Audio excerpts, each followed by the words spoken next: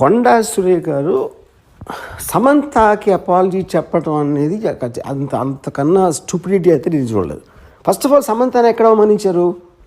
కొండా సురేఖ అవమానించలా, పొగిడారు. యాక్చువల్గా ఎందుకు పొగిడారంటే అక్కడ ఏమంటున్నారు ఆవిడ, నాగార్జున నాగ చైతన్య ఇద్దరు కలిసి ఒక మామగా, ఒక భర్తగా, ఒక కోడలిని, ఒక భార్యని తనకున్న ఒక ఆస్తి కాపాడుకోవడానికి వెళ్ళమని ఫోర్స్ చేస్తే తను కాదని చెప్పి విడాకులు ఇచ్చి వెళ్ళిపోయింది అని. అక్కడ సమంతకు అవమానం ఏంటి? సమంతని పొగిడినది. యాక్చువల్గా అవమానించింది ఎవరిని? అత్యంత జుగుప్సగా అవమానించింది నాగార్జున చైతన్యాన్ని. అసలు దాని టాపిక్ ఎత్తట్లా, దాని గురించి ఇంతవరకు మాట్లాడలేదు ఎవరు.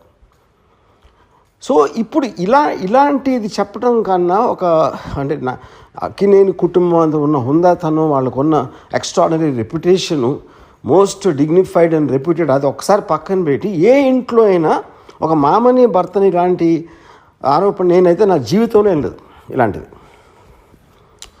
ఇది చాలా సీరియస్గా తీసుకుని నా రిక్వెస్ట్ నాగార్జునకి, చైతన్యకి ఇలా వదిలేయకుండా, మళ్ళీ ఇలాంటివి జరగకుండా ఇండస్ట్రీ అందరి కోసం, ప్రజలందరి కోసం కూడా సీరియస్గా తీసుకుని మర్చిపోలేని గుణపాఠం నేర్పించాలి.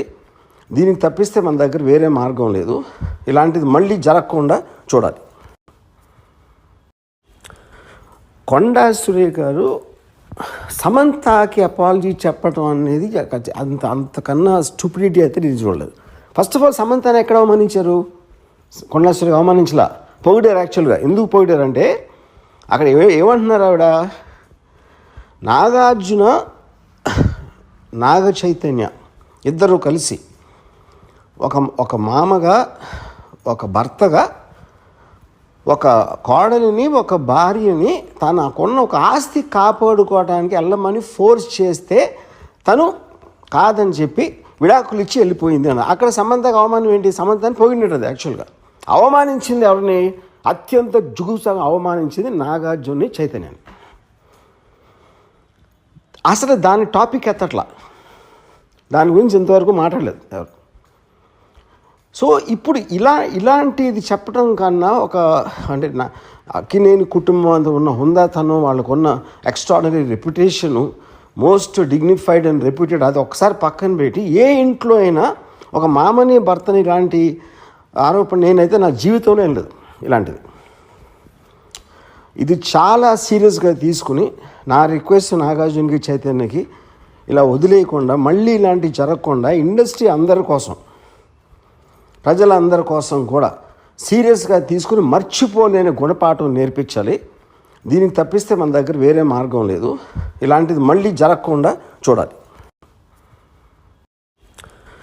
కొండా సురేఖ గారు సమంతకి అపాలజీ చెప్పడం అనేది అంతకన్నా స్టూపిడిటీ అయితే నేను చూడలేదు.